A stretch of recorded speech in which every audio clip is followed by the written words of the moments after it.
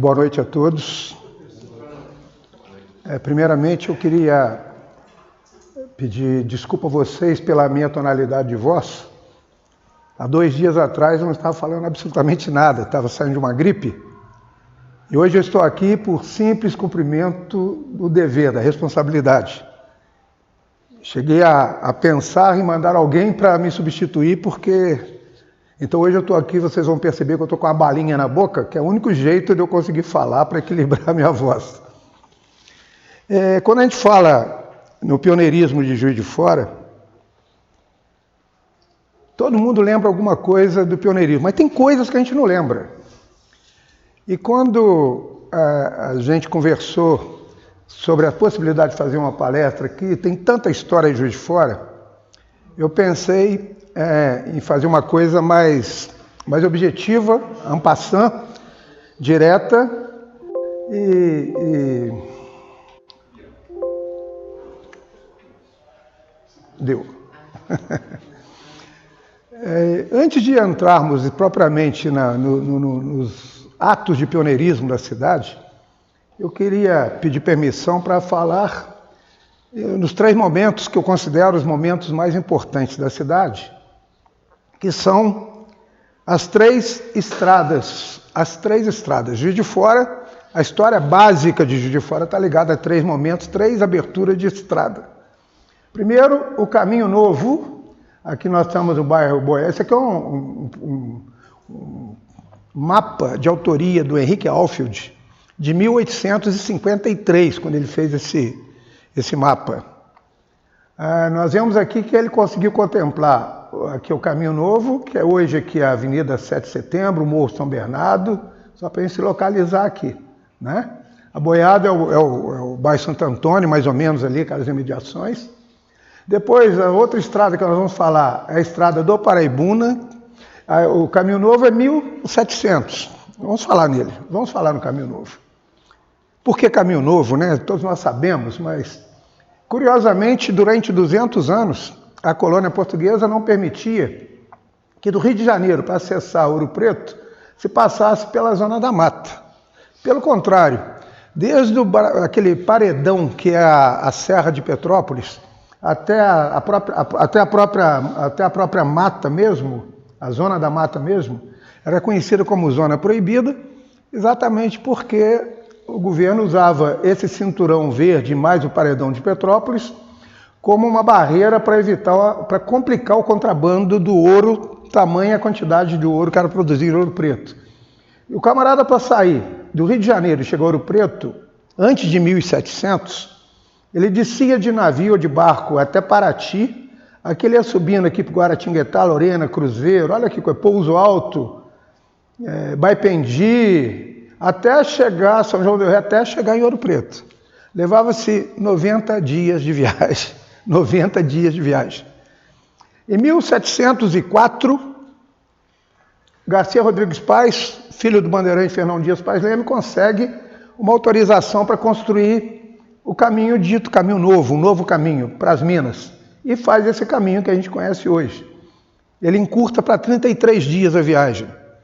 E quando a gente fala em estrada, caminho, tem que lembrar que esse Caminho Novo somente passava-se de burro, né, ou de animal, ou a pé.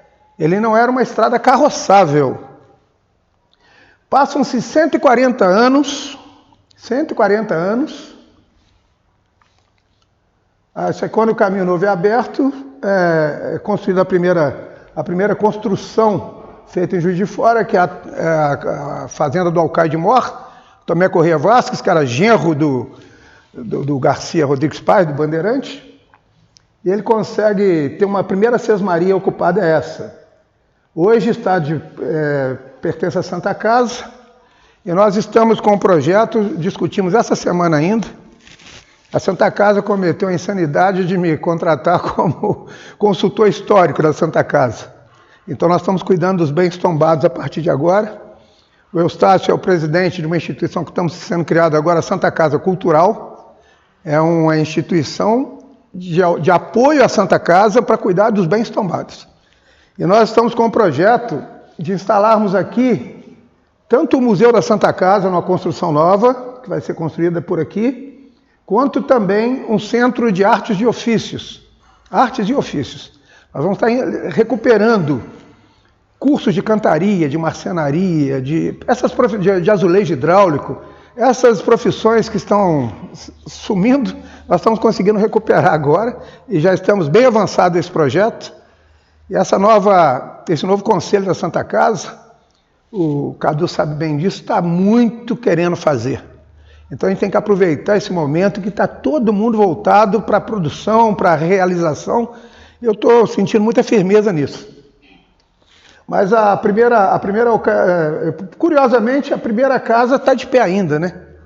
314 anos depois, 300 e tantos anos depois, está de pé ainda. Eu gosto muito desse juizinho aqui para falar aquilo que eu falo sempre, e quase sempre eu levo uma surra da plateia. Eu faço palestra para senhoras, para esse grupo de senhoras que tem na cidade, são 7 grupos, reúne em média 120 senhoras cada grupo desses. E essas senhoras, eu fui falar o que eu vou falar aqui, elas me bateram, porque eu perguntei por que o Juiz de Fora chama Juiz de Fora, e todas responderam aquilo que a gente aprendeu também, que vinha um Juiz de Fora para cá, por isso que chama Juiz de Fora. O cara vinha para cá para julgar alguma coisa. O Juiz de Fora chega aqui em 1713. O Caminho Novo estava recém-aberto. Aí eu fico perguntando, ele vinha julgar o quê e com quem? Porque se não tinha nada ainda aqui, ele não podia vir de fora para julgar nada, primeira coisa. Segunda coisa, Juiz de Fora, a expressão Juiz de Fora, é uma especificidade do direito no governo português. Hoje nós temos as varas de família, vara criminal, que cada um tem as suas atribuições. O Juiz de Fora tinha algumas atribuições. Outros juízes não podiam julgar o que o Juiz de Fora julgava. Em 1713, chega aqui em Juiz de Fora, nessa região, chega o juiz Luiz Fortes Bustamante Sá, Juiz de Fora no Rio de Janeiro. Ele nunca foi juiz aqui, ele é juiz lá. Ele arranja uma briga lá, vem para cá. Por que ele vem para cá? Porque o sobrinho dele era casado com o filho do Tomé Correia Vasques. Tudo tem que ter uma ligação na história, ninguém cai de paraquedas. Então, por que ele veio para cá? Ele veio para cá porque tinha que fugir do Rio, que estava jurado de morte. Esse é o nosso Juiz de Fora. O cara não tem caráter nenhum, infelizmente. Você é obrigado a dizer, o cara que dá o nome da nossa cidade, o termo Juiz de Fora, é de um sujeito que não tinha caráter nenhum. Era um brigão, um cara que gostava de arruaça. Ele vem e constrói esse casarão, que a gente era na Avenida 7 de Setembro, quase na esquina com a Garibaldi Campinhos ali. Ficou de pé até 1942. Os intelectuais da época fizeram a campanha, nós temos todos os jornais da época. Estava sendo criado pela primeira vez no governo federal o IFAM, para poder cuidar de bens tombados, recém-criado, em 1942. Coincide de nós termos em Juiz de Fora um prefeito, até 1947, não existia no Brasil o prefeito eleito por voto popular, 1947. Por quê? Porque até 1930 não existia nem a figura do prefeito. Até 1930, quem julgava a cidade, quem governava a cidade, era o presidente da Câmara. Então a Câmara Municipal, ela tinha o poder legislativo e também o poder executivo sob a responsabilidade dela. O presidente da Câmara era o administrador da cidade, até 1930. Getúlio Vargas cria essa figura do prefeito, mas o prefeito não é eleito, ele é indicado, assim como os governadores. Então, em Minas, em 1942, em Minas, quem é o governador indicado é o Benedito Valadares. E o Benedito tinha um sobrinho, um médico, José Celso Valadares, que era prefeito no sul de Minas, em Caxambu, ali em São Lourenço. O cara vira, tio, eu estou cansado de ser prefeito de cidade pequena, eu quero ir para a cidade grande, faz um arranjo para mim. O que é que o Benedito faz? Tira o prefeito daqui, leva para São Lourenço e traz o cara para cá. O cara fica 3 anos aqui em Juiz de Fora, esse médico, José Celso Valadares. O sujeito só destrói. Então chega até o José Celso Valadares, esse imóvel, ele nesse momento, em 1942, ele pertence a uma família. Ele é uma propriedade particular. O IFAM arranja o dinheiro para restaurar. Vamos restaurar a fazenda que dá o nome à cidade. Pô, eu acho isso de um bom senso, de uma inteligência espetacular. O que acontece? Não, chega ao prefeito, o prefeito tem que desapropriar, porque o IPHAN só pode passar o recurso para a prefeitura, ele não pode passar para uma família particular. O prefeito fala, não, isso é ruína, vamos mandar demolir, manda destruir, demole tudo que é mais fácil. E demole o negócio contra tudo e contra todos. E depois pega o chapéu e vai embora. O cara passou aqui 3 meses. É um negócio, 3 anos, é muito pouco, né? Só para a gente entender isso. Mas então, o que dá o nome à cidade é a função do Luiz Forte Bustamante Sá, porque em volta da cidade, essa segunda Sesmaria, que tem ao lado as Sesmarias, mediam 6 quilômetros por 6 quilômetros quadrados. Então nós tínhamos a Sesmaria do Alcaide Mor, que é a fazenda da Tapera hoje, ela dividia com a fazenda do Fragoso, que depois vende para o Juiz. Em 1740, a família Vidal, ela já compra esse espaço e começa aqui, constrói a capelinha do lado e começa a devoção a Santo Antônio. A devoção a Santo Antônio, ela começa em 1741 na nossa região, só para a gente ter uma ideia disso. Primeira estrada, eu falei que nós somos frutos, Juiz de Fora é fruto de 3 momentos. A segunda estrada acontece 140 anos depois do Caminho Novo. Em 1840, o Henrique Alfred é o engenheiro alemão, está no Brasil desde 1825. Assim que ele chega, ele vai para São José del Rei, que é hoje Tiradentes, depois ele vai subindo, vai até Gongo Soco, e ele trabalha, ele é um engenheiro especializado em mineralogia, em Minas, e conceituadíssimo. E ele vai trabalhar com as mineradoras inglesas, e ganha muito dinheiro com isso. Halford chega a ficar milionário trabalhando com os ingleses na mineração. Ele sempre tinha um percentual da mina, ajudava os caras a ganhar muito, tirar muito ouro, mas tinha. Quando ele morre, talvez vocês não saibam, mas existe até hoje um processo na justiça dos 3.000 descendentes do Henrique Alfred, pleiteando 2 jazidas em Gongo Soco, que não entraram no formal de partilha e que hoje são exploradas pela Vale do Rio Doce. E sempre que a sentença vem a favor da família, a companhia faz um arranjo para poder comprar a sentença. Nós estamos falando de Brasil, né? Então aqui nós sabemos que alguns juízes se vendem. Nesse caso, o Halford, quando ele chega em 1835, ele sai da mineradora, ele é contratado pelo governo de Minas Gerais para fazer essa estrada, a primeira estrada carroçável, que é a estrada do Paraibuna. Quando ele chega na nossa região, ele vem aproveitando grandes pedaços do Caminho Novo e ali vai alargando, vai construindo estrada onde era um caminho. Quando ele chega em Benfica, sempre o Caminho Novo é o lado de lá, nós estamos falando de Avenida 7 de Setembro, só para a gente localizar, sempre na outra margem do Paraibuna.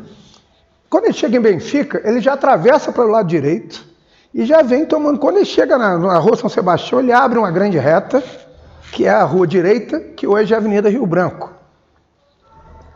A dificuldade que alguns historiadores têm em aceitar o Halford como fundador da cidade está exatamente nesse momento. Quando o Halford chega em 1835 a 40 na nossa região e abre essa grande reta, já existiam 3 povoados. Um povoado chamado São Francisco de Paula do Rio do Peixe, com 1.800 habitantes, sendo metade cativo e a metade brancos, cativos africanos. É hoje Torreões, já existia Torreões quando o Halford, já era um povoado, e tinha até cartório, só para vocês terem uma ideia. O outro povoado que existia, no bairro Santo Antônio, descendo para o Retiro, existia Santo Antônio do Juiz de Fora ou Santo Antônio da Boiada, que tinha os 2 nomes. Em 1831, o Arquivo Público Mineiro, ele possui um mapa de população, onde você tem todos os moradores, 1.400 pessoas, dirigido pelo Antônio Dias Toste, que era o proprietário de todas as terras. O Antônio Dias Toste vem comprando todas as terras, inclusive o centro da cidade, compra tudo. É um cara muito abastado em termos de terras. O Halford, quando chega aqui, e o terceiro povoado é Nossa Senhora da Assunção do Rio do Peixe, que é hoje Paula Lima, que tinha até fábrica de pólvora, tinha 2.000 e poucas pessoas já. O Ralph vem, abre essa estrada, essa avenida, e ali faz os casarões. Nós vamos ver aqui um mapa de 1840, deixa eu ver se eu consigo achar, esse aqui. Olha as coisas interessantes, é um mapa de 1844, desculpe, 1844. Já está aqui a matriz, que é hoje a catedral, já está aqui o largo, que é hoje o Parque Alfred, aí é a reta que o Ralph abre. Existe esse mapa por uma razão, nós não somos nem vila ainda. Juiz de Fora vai virar vila em 1850. Nós estamos falando de 6 anos antes, 1844. Olha que coisa interessante. Uma coisa interessante. Existe um código de... Embora não exista vila, não exista câmara, não existe nada ainda, existe um código de postura do local, do povoado. E esse código de postura, ele fala que você, para construir, vão perceber que todas têm um alinhamento, tá vendo aqui? Todas estão no alinhamento. Todas estão no alinhamento, menos essa. Essa mulher resolve construir para frente. Por causa dela, nós temos esse mapa. Porque é aberto um processo e ela é obrigada a demolir a casa e voltar para cá para fazer a retificação. Esse mapa original está no Arquivo Público Mineiro hoje. Então você vê que 6 anos antes da cidade, do povoado ser levado à vila, nós já temos aqui um povoado organizado. Um povoado organizado. Halford faz todo o planejamento da cidade. Rua Halford, a Rua da Imperatriz, que é hoje Marechal Deodoro, a Rua Halford chamava Rua da Califórnia, da direita para baixo, e para cima a Rua da Câmara. Então, a Rua Espírito Santo, algumas ruas dos centrais, o Halford já abre, da Rua São Sebastião em diante. É a segunda estrada. A terceira estrada, claro, União Indústria. E aqui começa o pioneirismo, porque o Mariano Procópio tem uma visão espetacular. Ele resolve fazer a primeira estrada pavimentada da América do Sul. Então, nosso primeiro pioneirismo, a primeira história de pioneirismo Juiz de Fora é a estrada União Indústria, que é uma estrada belíssima. Era considerada uma das melhores, comparadas aos viajantes estrangeiros que passam por aqui, todos fazem o seguinte comentário: ela não perde para nenhuma estrada da Europa. É compatível, às vezes melhor do que outras da Europa. Aqui é a avenida onde está no Mariano Procópio hoje, era aqui a sede da companhia, onde está a estação de trem hoje, por aqui, as oficinas. Aqui é aquela Avenida dos Andradas, subindo aqui, né? Só para a gente ter uma ideia. Mariano, após criar a Companhia União Indústria, ele quer também montar uma colônia agrícola. E para isso ele traz 1.193 imigrantes alemães e austríacos, tiroleses, todos contratados como agricultores, porque a colônia é agrícola. Para instalar a colônia, ele compra terras da Rua Paula Lima até Criosotagem, que é hoje Francisco Bernardino, incluindo tudo, São Pedro, Borboleta, aeroporto. É um negócio fantástico. Quando os imigrantes chegam, Mariano faz uma descoberta inédita. Os imigrantes contratados como agricultores, 70% dos imigrantes contratados não eram agricultores. Os caras nunca tinham visto uma enxada. Mas, em compensação, eram especializados em manufatura, em indústria, a indústria caseira, a indústria artesanal. E começam aqui a produzir tudo que você pensar. A gente vai chegar lá. Eu só vou falar rapidamente antes daqui, porque além dos alemães tiroleses, logo em seguida nós temos os italianos, que é o maior grupo de imigrações que a gente tem. Eu falei que chegam 1.193 imigrantes alemães e tiroleses. Italianos, chegam na região 20.000 italianos, só para a gente ter uma ideia comparativa, né? Os portugueses, os que estavam aqui, depois que vão chegando até 1950 ainda chega, né? Os sírios e os libaneses, só da região da Síria, numa cidade chamada Iabru, chegam 62 famílias da mesma cidade e vêm para cá. E transformam o comércio de Juiz de Fora no polo comercial, o maior polo comercial de Minas Gerais. É um negócio... E curiosamente, eles são apelidados, a Rua Marechal ali, de Turcolândia. Havia um turco, mas é apelidado de Turcolândia, porque o povo, ele entendia que os sírios, por aquele idioma arrastado, aquela coisa toda, pareciam turcos, então passam a ser turcos. Mas são famílias espetaculares que transformam a cidade no maior polo. E os libaneses que também vêm na parte da indústria. É claro, não podíamos deixar de falar dos africanos. Em 1870, nós temos um plantel, não sendo capital, Juiz de Fora, em 1870. Nós temos um plantel de 22 mil vidas humanas escravizadas. 22 mil, isso em Juiz de Fora. Né? Porque a cidade, vou voltar aqui, a cidade é a cidade rica na plantação do café. Todo mundo plantava café em Juiz de Fora, na região. Nós produzimos mais café que qualquer lugar do Brasil, café de qualidade. Isso faz com que Juiz de Fora seja a cidade que tem o maior número de barões. Desculpa, minha balinha foi para o chão.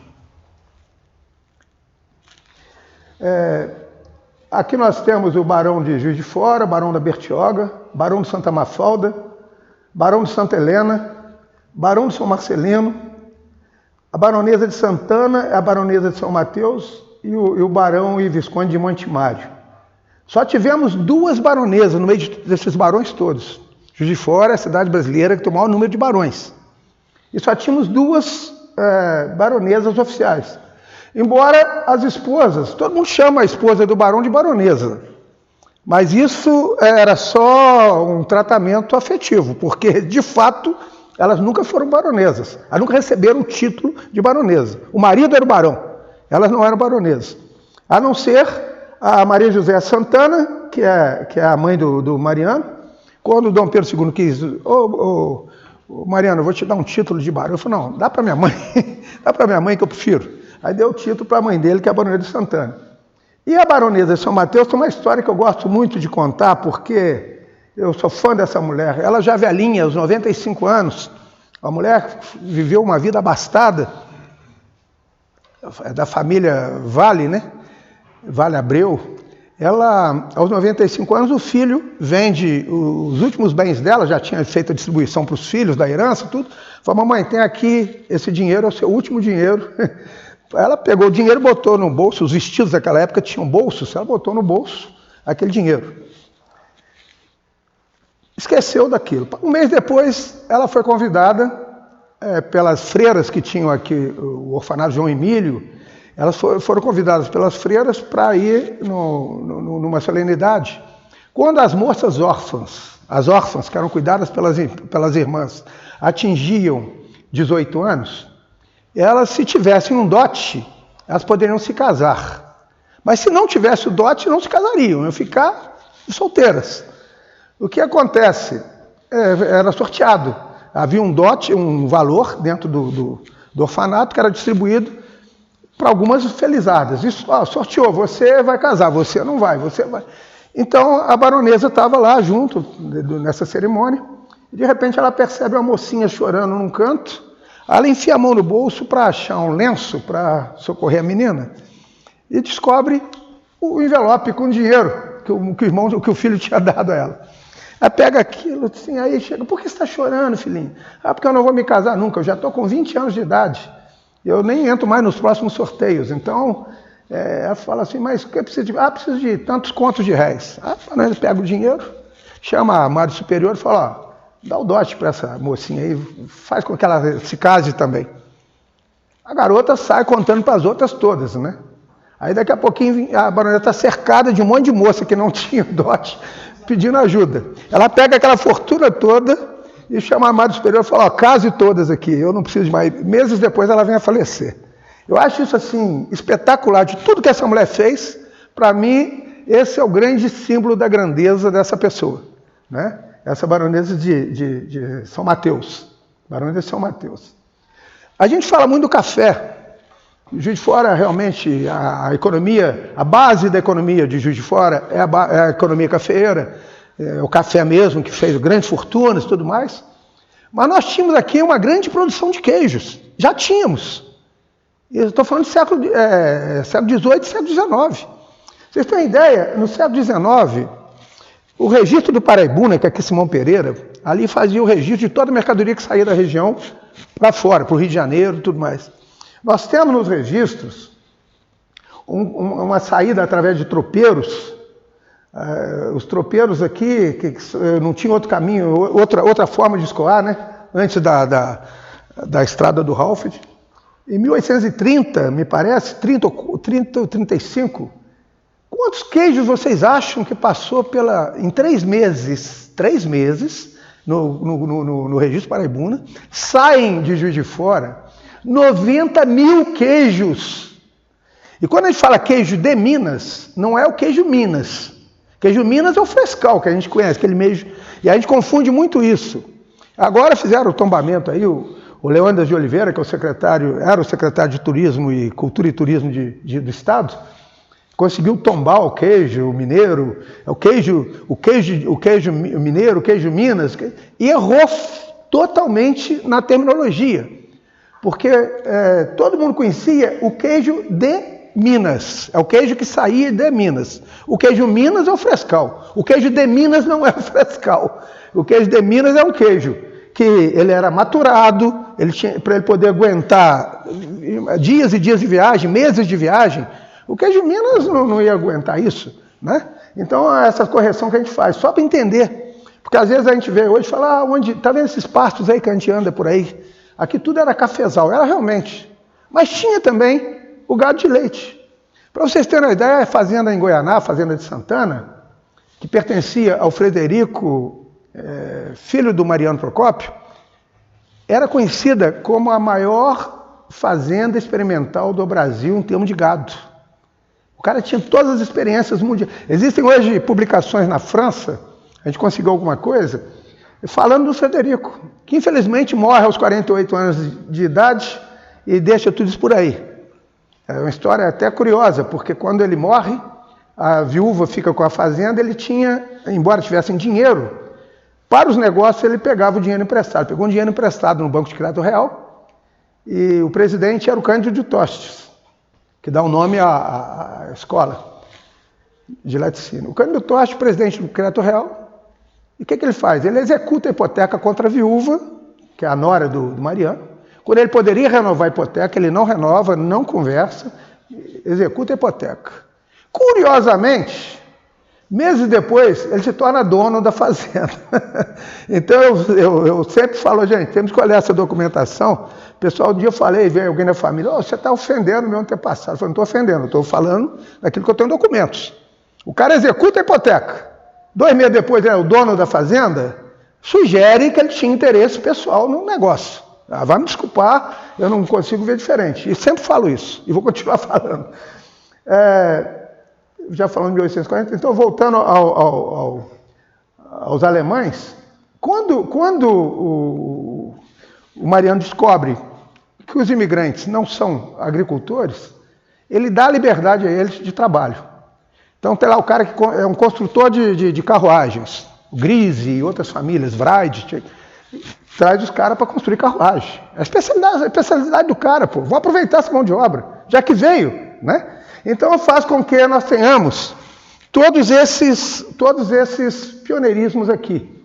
Então o Mariano faz a primeira estrada pavimentada da América do Sul.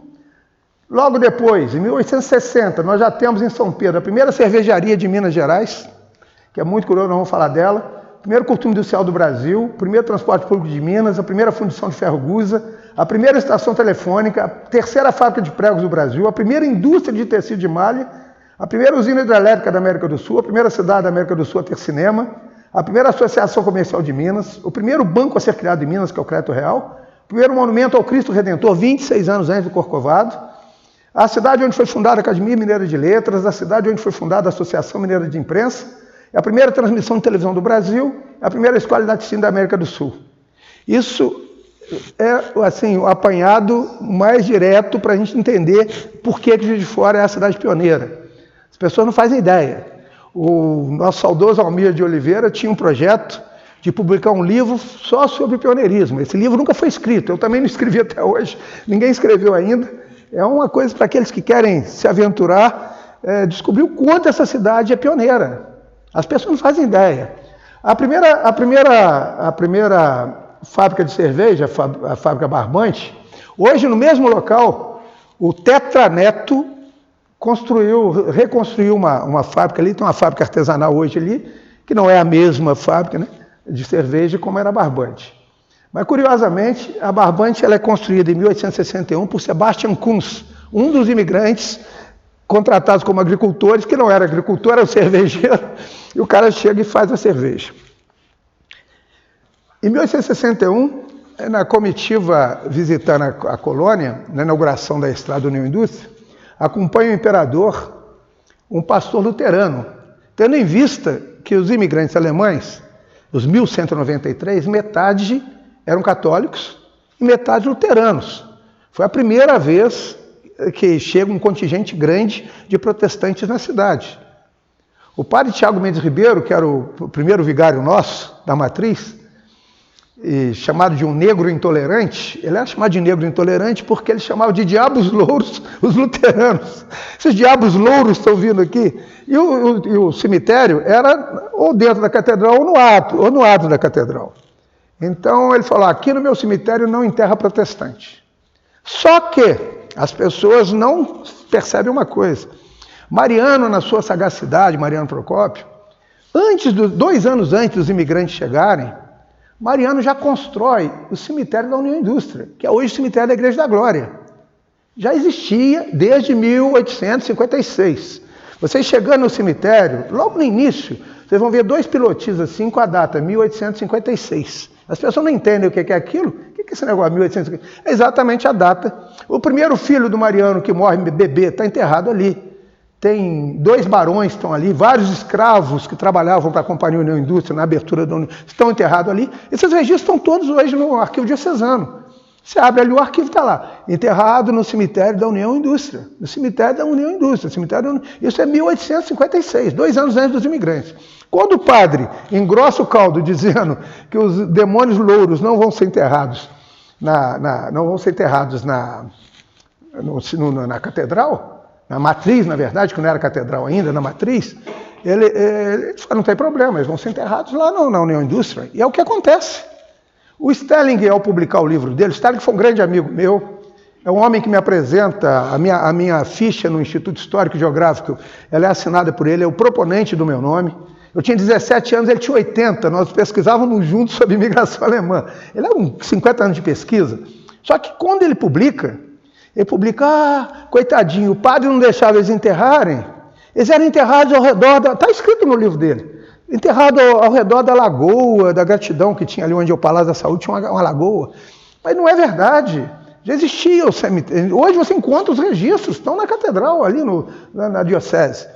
Como o Stelling e outros historiadores que a gente hoje tem que honrar, porque são os homens que dão norte para nós, eu só consigo chegar onde eu cheguei por causa desses camaradas. É o Almir de Oliveira, é o Paulinho de Oliveira. Mas tem erros? Tem. Cometeram erros porque eles não tinham internet como nós temos, não tinham a facilidade de pesquisa que nós temos. Então eu sempre falo, olha, eu discordo, mas discordo honrando, e não discordo ferindo, não discordo agredindo.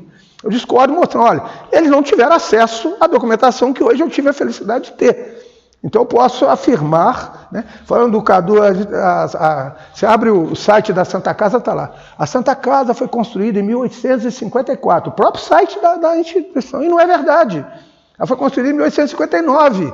A Irmandade dos Passos foi feita em 1854. Leva-se 5 anos para a Irmandade construir. Está tudo nos documentos. Então nós temos que ter uma história hoje, a gente fica até antipatizado, mas você tem que ter uma história pautada em documentos. Senão você está inventando a história, está falando a sua opinião. História não é a minha opinião, história não é a sua opinião, história é aquilo que a gente consegue encontrar. Mas o Dom Pedro visitando a colônia, a Cidade Alta, ele está andando e o pastor luterano andando junto. Isso o Stelling conta com muita propriedade. E de repente, diz que o ministro luterano dá um grito, um brado, e diz, poxa, casa para adorar a Deus eu não vi ainda, porque não existia nenhuma capela ainda erguida. Mas já existia uma cerveja. Mas casa para adorar o diabo, eu já estou vendo uma aqui, que era a cervejaria. Então está hoje a cervejaria Barbante, ela está com novos proprietários hoje, eles estão querendo explorar muito essa ideia de que, antes de fazer a sua, por mais religiosos que fossem, antes de erguer uma capela, eles ergueram uma cervejaria, que era mais, alegrava o espírito tanto quanto. Nós tivemos esses imigrantes alemães, além da cervejaria Barbante, nós tivemos simultaneamente 9 grandes cervejarias, tivemos mais de 9, mas 9 grandes cervejarias que exportavam os seus produtos para todo lado. Todo mundo se lembra da Zé Vaz, ficou até 1980, que durou mais tempo, né? O bairro Fábrica chama-se Fábrica por causa da Zé Vaz, porque o bonde fazia o ponto final em frente a Zé Vaz, ele ia até ali ele voltava. Ele saía daqui do São Mateus e ia até lá, a Zé Vaz. Aí vai até a fábrica, apelidaram o bairro de Fábrica e se tornou o bairro Fábrica por causa da Zé Vaz. O José Vaz, que é o cervejeiro, ele antes de fazer a cervejaria dele, ele trabalhou na Creme de Castro, que a Creme de Castro era a cervejaria onde hoje é o Universo, onde foi a CCPL, a Estrela Branca ali no Morro da Glória, tem ainda os prédios originais da cervejaria, estão tombados ainda ali. Nós tivemos cada bairro tinha, Poço Rico tinha a cervejaria dos Freis, da família Freis. Na 7 de setembro, ali com a Guaribal de Campinhos, tínhamos a fábrica Stibler, que é dos antepassados do presidente Itamar Franco. A avó do Itamar é Matilde Stibler, a avó do Itamar Franco, a avó por parte de pai. Nós tínhamos, saindo do Museu Mariano Procópio, onde era a Ferreira Guimarães, ali, a Industrial Mineira, Ferreira Guimarães, ali tinha a fábrica Estrela do Grise. Na Borboleta tinha a fábrica Escoralic, tudo fábrica de cerveja. Então, todo lugar. Aí no centro, o Felipe Winter, na rua São Sebastião, quase esquina com a Rio Branco, faz a cervejaria Winter. O Schubert faz lá na Tapera, onde virou depois o campo do Tupi, ali era a cervejaria Tapera. Então, para todo lugar que você for, quando a gente fala em cervejaria, não é cervejaria para a gente tomar só, não. Era uma cervejaria que exportava os seus produtos para vários estados brasileiros. Vários estados brasileiros. Então, você vê que por ter a primeira cerveja, o pioneirismo, também teve várias outras, né? Aliás, é impossível separar a história dos alemães da cerveja. Quando você fala em cerveja, você lembra alemão. Quando você fala alemão, você lembra cerveja. É um negócio que não tem jeito. Outro pioneirismo, o primeiro curtume industrial do Brasil. Primeiro curtume industrial do Brasil, curtume Krambeck. Magnífico, né? A prefeitura deixou demolir tudo isso e depois tombou 2 chaminés, hoje estão lá, 2 chaminés tombadas. O COMPAC, o Conselho de Tombamento, conseguiu tombar o quê? 2 chaminés. O que sobrou desse coisa fantástica que era esse curtume.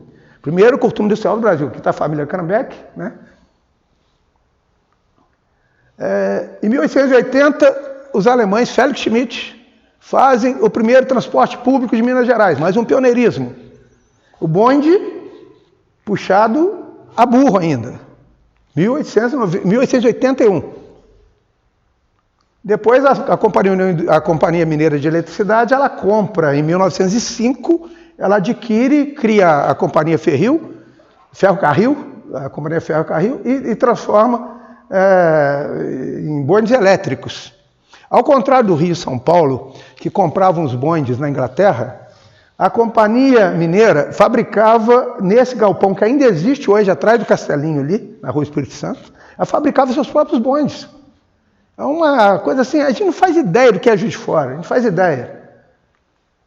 E que coisa linda, né? Parece que a gente está numa região europeia, né? Como foi isso? Como nós deixamos acabar a nossa cidade, né? O que o progresso fez com a gente, né? Isso aqui é lindo. Eu participei, né, até os 13 anos eu andei de bonde.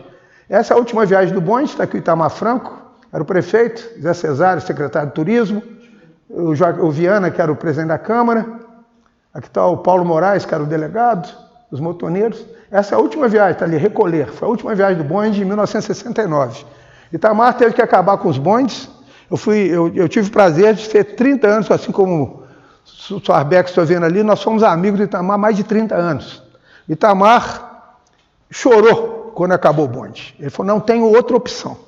Porque o Itamar enxergava a cidade 30 anos à frente. Ele falou, olha, vai chegar um momento que o trânsito não... Itamar cria as duas primeiras, as avenidas marginais ao Rio Paraibuna. Ele dá sequência. Ele cria a avenida que leva o nome dele hoje, que é a Avenida Independência. Ali é um córrego, né? É o córrego da Independência. Ele manda canalizar. Já tinha começado o início, quem dá o início dessa obra é o Ademar Rezende, mas ele termina o mandato dele, não consegue terminar, o Itamar faz tudo isso. O Itamar, a rua Santo Antônio, ela terminava atrás da catedral. Ela não tinha essa ligação que tem hoje com a Independência, com a presidente Itamar Franco hoje. O Itamar desapropria casarões, mansões, para surpresa de todos, porque falou, não, quando é para desapropriar casa de pobre, a prefeitura vem e desapropria tudo. Agora quero ver se esse prefeito, desculpe a expressão às senhoras, se tem culhão esse prefeito para poder desapropriar essas mansões aqui e abrir. Ele vai lá e desapropria e faz a ligação da rua Santo Antônio na Independência. O Itamar pensou o tráfico, pensou tudo, né? Mas teve que acabar com o bonde. É um dos males do progresso, ele não tinha opção. Mas que era belíssimo essa cidade, né? Eu fico encantado com. Né? Outro pioneirismo. Pedro Schubert faz a primeira fundição de ferro gusa de Minas Gerais, uma das primeiras do Brasil, em Juiz de Fora. Aqui está a família. Primeira estação telefônica do estado de Minas, Jorge Grande, que era também o vice-cônsul alemão em Juiz de Fora. Ele, além de ter uma grande indústria que é onde depois funcionou o SAPES, quase na esquina da Barão de Cataguás, ali na Avenida dos Andradas. Hoje pertence ao governo federal, me parece, aquele prédio. Ele tinha uma grande indústria de produtos agrícolas, de ancinhos, fabricava tudo, até geladeira ele fabricava. E também resolveu instalar a primeira estação telefônica em Juiz de Fora. É um negócio assim que a gente não faz ideia disso. A terceira fábrica de prego São Nicolau, Edmundo Schmidt, que é filho do Félix Schmidt, que fez o bonde, o cara abre a terceira fábrica de prego do Brasil. Aí fala, mas prego, qual a importância de prego? Tudo era feito com prego naquela época. Você precisava de prego para construir. A primeira tecelagem de malha, de Minas Gerais, e a terceira do Brasil é o Antônio Maurer, a gente fala Meurer, né? Antônio Meurer. Vocês lembram desse prédio? Esse prédio é na Rua Espírito Santo, ao lado do Castelinho da Semig, onde é hoje os Correios. Foi demolido para ficar aquele espaço ali, onde é os Correios. Aí, finalmente, porque as pessoas falam sempre, existe hoje, até capitaneado pela Faculdade de História da Universidade, existe hoje uma tendência a desvalorizar a ação dos imigrantes alemães como precursores pioneiros no progresso de Juiz de Fora na parte industrial.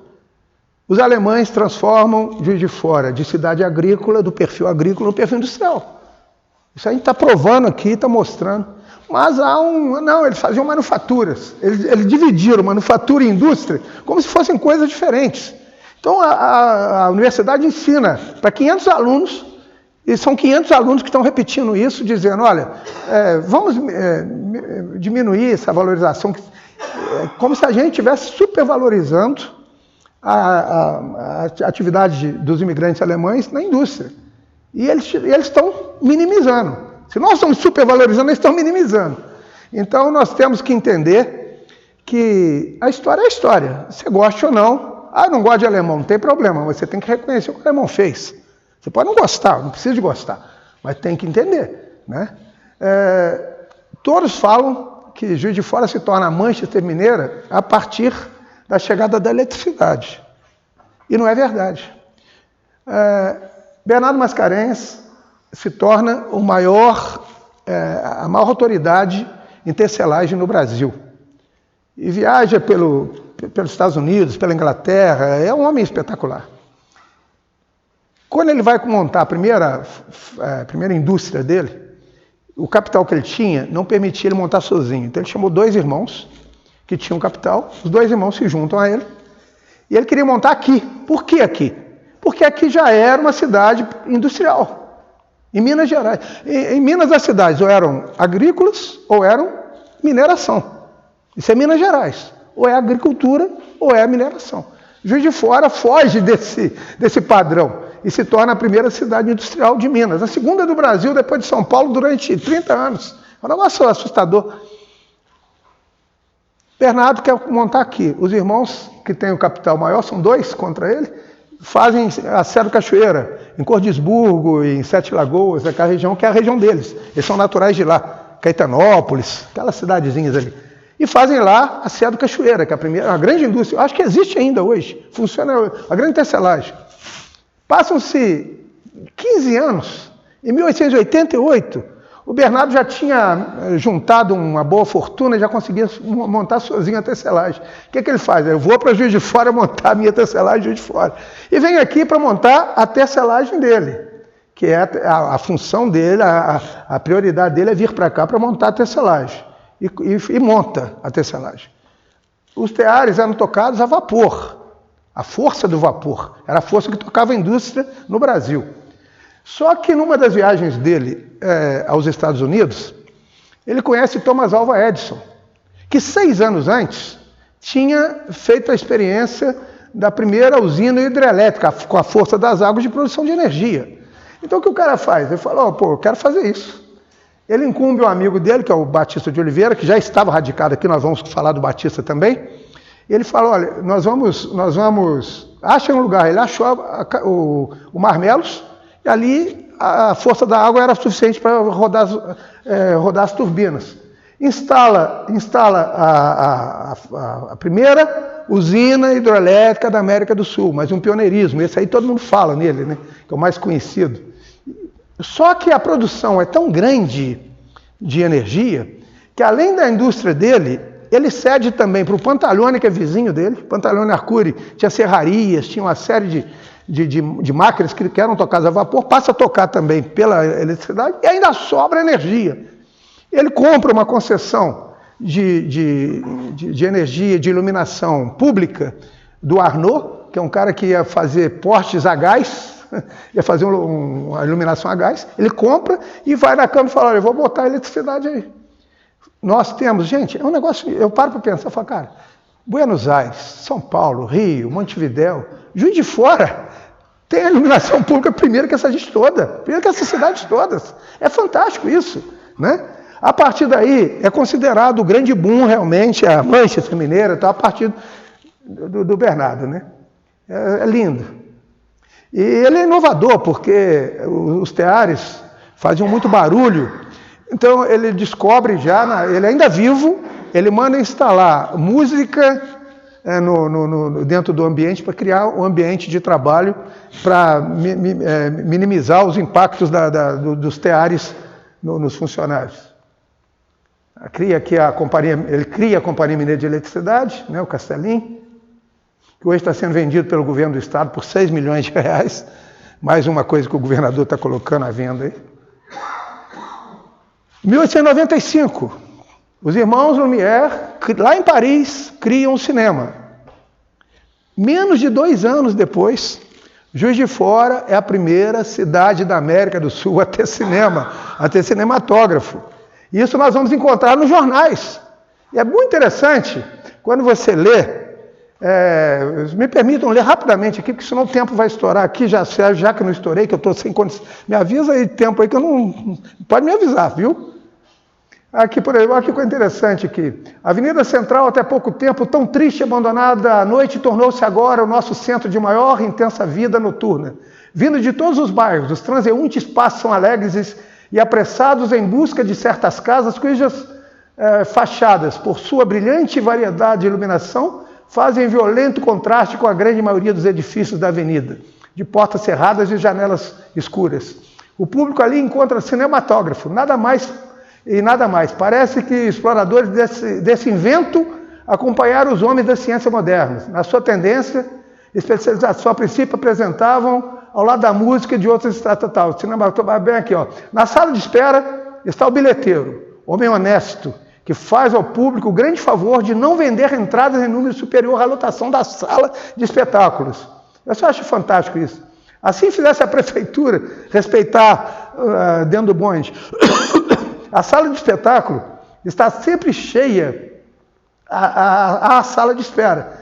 A sala de espera não está nem cheia. Tinha uma sala de espetáculo, tinha a sala de espera, né? E tinha uma terceira sala que é o pessoal que fica lá de fora. Os candidatos à próxima sessão, comprimidos uns contra os outros, olhando com inveja os felizados que puderam assentar-se nas poucas cadeiras que existiam, antegozam a representação percorrendo com a vista as largas estampas coladas nas paredes. De vez em quando, abafadas pela parede que separa a sala da antessala, chegam aos ouvidos do pessoal que espera as gargalhadas da turma que está dentro assistindo. E é bacana que no meio do burburinho o público se impacta, ficam com pressa e tal, e diz que aqui, entre outras coisas, fala que os médicos estão aconselhando a tomarem cuidado com essa nova invenção, porque esse tempo de exposição dos olhos diante da tela pode ser prejudicial aos olhos. É uma longa duração, não levava 20 a 30 minutos a sessão. Então, o cinematógrafo está aqui, os jornais da época mostrando o cinema em Juiz de Fora. Com isso, é claro que tínhamos que, em Juiz de Fora, tinha que nascer um dos maiores cineastas brasileiros, que é o Carriço. Sendo que a mãe do Carriço, ela é Shelkson, ela é descendente dos imigrantes tiroleses. Às vezes a gente pensa Carriço só o português, não. O pai é casado com a Shelkson, né? E o Carriço constrói o que a gente consegue, não só de filmes, produz noticiários que estão hoje aí, que resgatam através de cenas toda a nossa vivência nos últimos, as primeiras décadas do século XX. O Carriço faz também o cinema popular, que era um cinema extraordinário.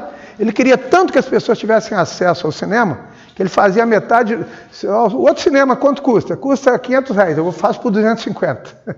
Então, sempre, quando tinha um intervalo para poder mudar, porque acabava um rolo de filme, tinha que parar a exibição para trocar o filme, enquanto isso acendia-se as luzes. Ele passava a distribuir cafezinho e bombons para a plateia, isso o Carriço, né? Isso faz com que Juiz de Fora tenha o maior número de cinemas de rua. Nós chegamos a ter 27 cinemas de rua. Você fala assim, Bonfim tinha cinema, Borboleta tinha cinema, Borboleta tinha um para todos, da família do Carlos Mitterhoff. Até no Borboleta, vamos dizer, os concorrentes, eles falavam assim, quando você for no cinema para todos, você sentou, você segura bem na cadeira. Porque se você não segurar bem, as pulgas podem te jogar no chão. Então era uma forma desleal de concorrência do cinema. Mas aqui nós estamos vendo aqui o Rex, que foi recentemente, era na rua Duarte de Abril, ali no Mariano Procópio, que foi recentemente demolido. Agora, meses atrás foi demolido esse prédio. Aqui nós temos esse prédio ainda, que é na igreja de São Mateus, que era o Cinema Paraíso. E um pouquinho à frente, no Instituto Maria, também tinha cinema. 2 cinemas no bairro São Mateus. Aqui em Benfica tinha o Auditório, em Canaféia, e tinha o Cine Benfica, que era também lá para dentro, perto da igreja, ainda tem o salão ainda. Aqui é o Cinema Glória, que é hoje onde está a Galeria Constança Valadares. Ali era o Cinema Glória. Então nós tínhamos São Luís, vamos lembrar, o Central tinha 2 cinemas no Central. Além do Central, ali tinha um predinho, quem tem a minha idade aí lembra disso, a gente assistia, tinha um Cine Festival, que era um cineminha de 100 lugares para assistir filmes de arte. Nós tivemos Salão São Geraldo, em frente à Igreja da Glória, era um espaço dos padres redentoristas. Ali tinha o Cine Fátima.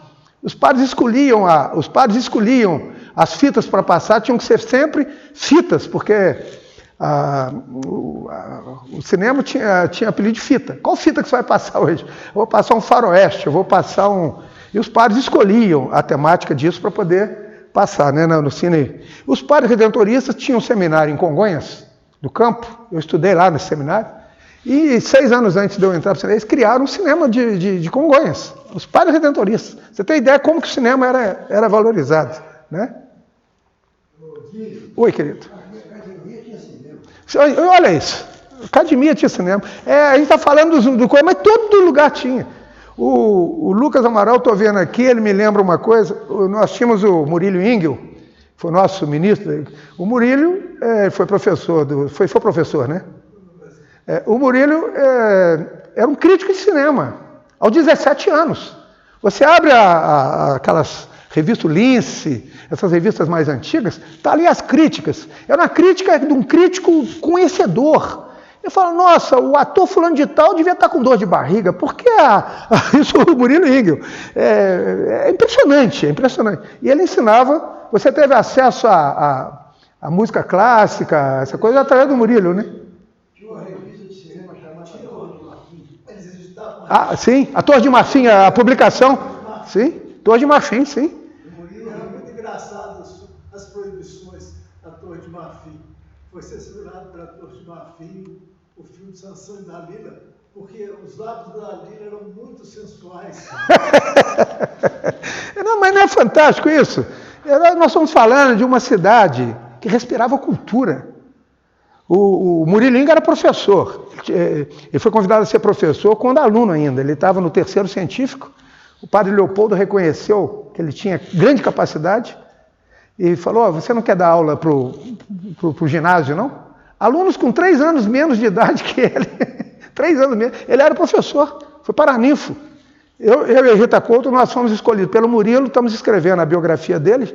Quando ele morreu, já tinha 85% da biografia escrita. Ele teve acesso ao livro. Nós vamos terminar, estamos terminando. Dentro de pouco tempo vocês vão estar recebendo esse convite para o livro aí do Murilo Inga. É impressionante o Murilo, né? Impressionante. Um professor que, além da aula, falou, aqueles que quiserem um ponto a mais, venham no sábado na aula extra. Aula de cultura, aula de música clássica, aprender a jogar xadrez. Vamos ensinar essa juventude a usar intelecto, né? Outra coisa, outro pioneirismo, a Associação Comercial Nossa. Ela é de 1886, quando o Daniel Pinto Correia assume como primeiro presidente. É a primeira de Minas e a terceira do Brasil. Hoje eu tenho a honra de cuidar do acervo documental também da Associação Comercial, e você encontra ali correspondências de todas as cidades, consultando a Associação Comercial de Juiz de Fora. Como que eu faço para construir uma associação comercial na minha cidade? Porto Alegre, Curitiba, Florianópolis, tudo convidado aqui, buscando aqui a informação. Não é? É uma coisa espetacular. Esse prédio ele é de 1918. Ele é construído pelo Constantino Marques, que era o presidente da época. É 1902. Construção do Pantaleone Arcuri também, claro, né? É belíssimo, né? Eu acho belíssimo. Vai passar por uma reforma, por uma restauração agora. O Aloysio Vasconcelos, o atual presidente, ele já conseguiu levantar o recurso, inclusive. Vai ficar quase 2 milhões de reais, vai ser investido lá para restaurar esse prédio. Olha que praça, que coisa fantástica era a Praça da Estação, né? Essa é outra coisa, que aqui no fundo está vendo a Meurer, que eu falei que era na Rua Espírito Santo, está vendo? Lá na Rua Espírito Santo. Aqui é a Praça da Estação. Uma das coisas que eu gosto muito de falar sobre como que a força popular, a voz popular é maior, né? Você pergunta hoje às pessoas na rua, você sabe onde é a rua Dr. João Penido? A maior parte do povo não sabe. Mas fala, onde que é a Praça da Estação? Todo mundo sabe. Nós chamamos o Morro do Imperador, de Morro do Cristo, de Morro da Liberdade, um monte de nome. O nome oficial, ninguém chama, é Morro do Redentor, é o nome pela Câmara Municipal, é o Morro do Redentor, ninguém conhece. Então eu acho bem bacana essa questão. Outro pioneirismo é o Banco de Crédito Real, do qual hoje eu estou cuidando do Museu do Crédito Real. O Banco de Crédito Real ele é fundado em 1889. Tinha a riqueza do café. Tinha a riqueza das indústrias dos alemães. Como não? Em 1889, ainda no Império, quer dizer, o Dom Pedro II ainda não tinha sofrido o golpe da República, ele autoriza a criação do banco, que é fundado, curiosamente, por Bernardo Mascarenhas, da indústria, representante da indústria.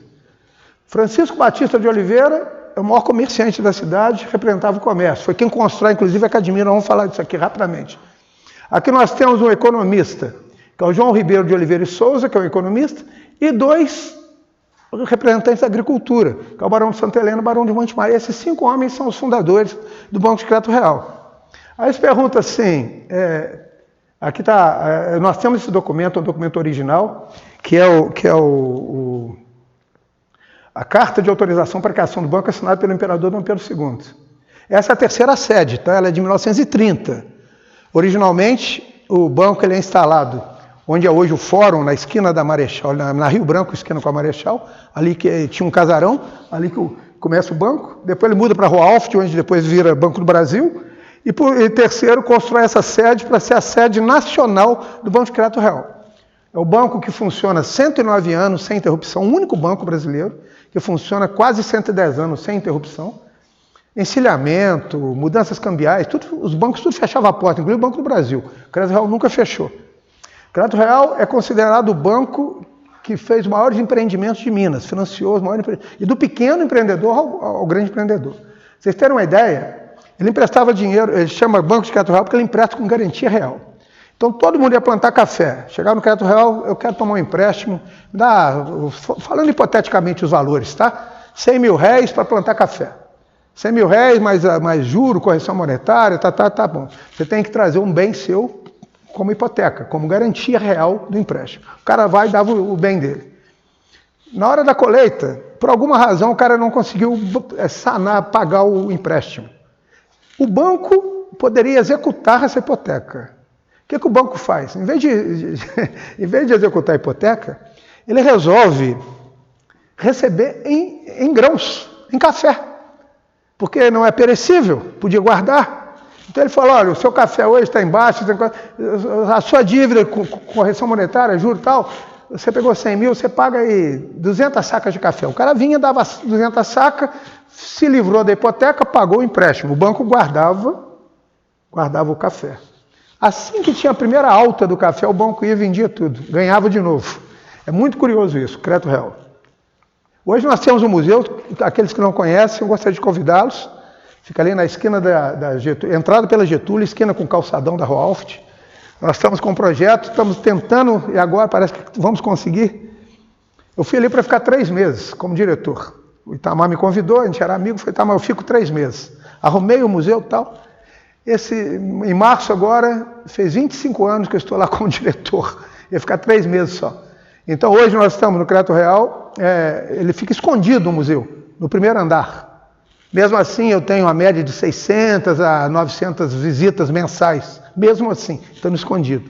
Eu tenho um projeto, quando o Bradesco saiu e devolveu a loja para a gente, eu fiz um projeto para descer o museu. Mas entrou o governo Zema, e por alguma razão eles acharam que tinha que vender a loja, vendeu a loja, eu consegui cancelar o leilão, e é uma luta louca. E agora recebemos, com a ajuda do Aloysio Vasconcelos, da Associação Comercial, que intermediou o meio de campo junto ao governador, ao vice-governador, nós conseguimos, já saiu até publicado nos jornais semana passada, que nós vamos descer com o museu para a loja. Então nós vamos estar com o museu no calçadão, vai ter uma acessibilidade maior. Isso é uma coisa que eu estou avisando vocês, comunicando em primeiríssima mão, né? O Crédito Real, ele foi localizado nessa esquina, que eles queriam as 4 esquinas para serem a esquina do poder. Então nós temos aqui o Banco do Brasil, que é um prédio o projeto é do arquiteto Niemeyer, o Oscar Niemeyer que fez esse projeto. Do lado de cá nós temos a Caixa Econômica, do outro lado o Crédito Real. Aqui seria mais um banco, mas o proprietário, o cara queria construir um grande hotel na cidade que se tornou o Palace. Foi o primeiro hotel durante muitos anos em Juiz de Fora. Então é o único da esquina, mas mesmo assim eles falavam que era a esquina do poder econômico. Outro pioneirismo, a ideia do Cristo Redentor abençoando a cidade. Até 1900, os católicos adoravam um Cristo crucificado. O Papa Leão XIII ficou 25 anos no papado. Em 1900, uma das encíclicas dele fala, olha, Jesus ressuscitou, vamos começar trabalhar essa ideia de um Jesus vivo, abençoando, e não mais um Jesus crucificado. Poxa, como é que a gente não viu isso? Então pega igual uma coqueluche assim, no mundo inteiro. E o Batista de Oliveira era um homem extremamente católico, foi um grande comerciante, o maior comerciante nosso.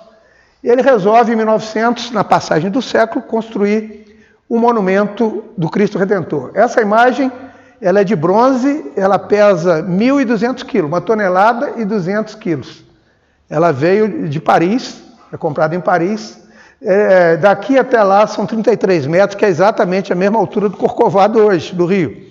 Às vezes nossos amigos do Rio chegam aqui e dizem, vocês copiaram a gente, Corcovado? Não, nós não copiamos não. Nosso aqui, 26 anos antes que ele foi erguido.